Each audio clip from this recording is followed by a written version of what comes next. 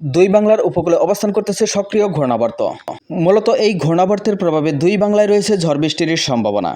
আগামী শুক্রবার পর্যন্ত কোন কোন অঞ্চলে ঝড় বৃষ্টির সম্ভাবনা বিস্তারিত আমরা এই ভিডিও থেকে দেখে নেব। আমরা কখনোই ফেক আপডেট দেই না, সরাসরি লাইভ ট্র্যাকিংয়ের মাধ্যমে সঠিক তথ্য আপনাদের কাছে পৌঁছে দেওয়া আমাদের একমাত্র লক্ষ্য। মূলত এই ঘূর্ণাবর্তের প্রভাবে উত্তরাঞ্চল হয়ে কিন্তু দক্ষিণাঞ্চলের দিকে মেঘ অগ্রসর হচ্ছে। তো উপগ্রহ চিত্র থেকে প্রথমে আমরা এই মুহূর্তের পরিস্থিতি দেখে নেব। সরাসরি উপগ্রহ থেকে লক্ষ্য করা যাচ্ছে দুই বাংলার বেশ কিছু অঞ্চলে বজ্রপাত সহ কিন্তু বৃষ্টি হচ্ছে। তো আমরা প্রথমেই বাংলাদেশ থেকে দেখে নেব। বাংলাদেশের রংপুর, ময়মনসিংহ এবং রাজশাহীর বেশ কিছু অঞ্চলে কিন্তু বজ্রগর্ভ মেঘ সৃষ্টি হয়েছে, যা সন্ধ্যার মধ্যেই অতিক্রম করতে চলেছে।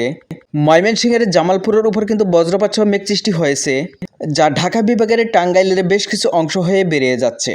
এছাড়াও রংপুর বিভাগের উত্তরাঞ্চলের কিছু অঞ্চলে অলরেডি রাজশাহী বিভাগের বগুড়া এবং সিরাজগঞ্জে প্রভাব শুরু হয়েছে, যা ধীরে ধীরে পাবনা এবং নাটোরে প্রবেশের সম্ভাবনা রয়েছে আগামী 1 ঘন্টার মধ্যে। পরবর্তী সময় খুলনা বিভাগের উত্তরাঞ্চলের বেশ কিছু অংশে প্রবেশের সম্ভাবনা রয়েছে। এছাড়া ময়মনসিংহ বিভাগের বেশ কিছু অঞ্চল মেঘাচ্ছন্ন। সিলেটের হবিবগঞ্জ, সিলেট মৌলভীবাজারের উপর পাতলা মেঘের আবরণে ঢাকা রয়েছে, যার কারণে কোথাও কোথাও গুড়ি গুড়ি বৃষ্টি বা হালকা বৃষ্টি হতে পারে। এদিকে ভারতের ত্রিপুরা এবং বাংলাদেশের চট্টগ্রাম বিভাগের ফেনী জেলার উপর কিন্তু আরও একটি মেঘ ঘনীভূত হয়েছে, যা বজ্রপাত সহ বজ্রগর্ভ মেঘ।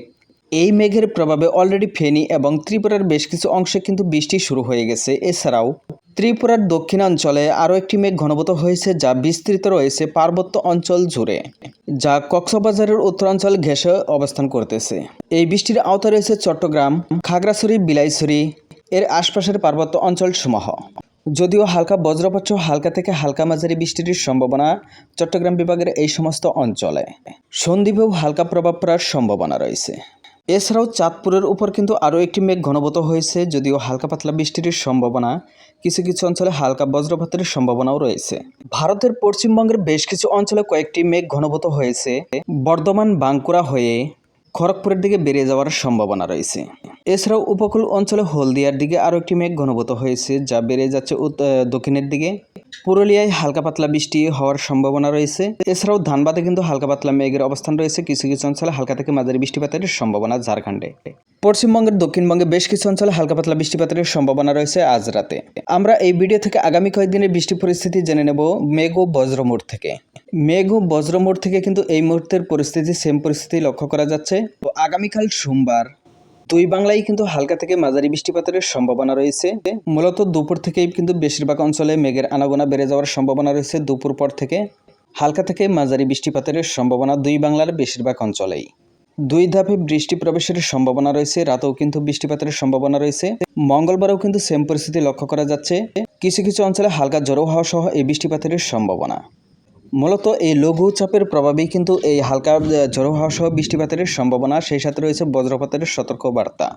তো আমরা মেঘ ও বজ্রমোড় থেকে বুধবারও কিন্তু বৃষ্টিপাতের সম্ভাবনা লক্ষ্য করতে পারছি, যদিও কিছু কিছু সময় ঝলমলে রোদ থাকার সম্ভাবনা রয়েছে। পরবর্তী সময়ে কিন্তু মেঘাচ্ছন্ন হওয়ার সম্ভাবনা রয়েছে, বিশেষ করে যদিও কিছু কিছু অঞ্চলে সকালে বৃষ্টিপাতের সম্ভাবনা রয়েছে। তো বেশিরভাগ অঞ্চলে দুপুর থেকে রাতে 2-1 ধাপে বৃষ্টিপাতের সম্ভাবনা রয়েছে।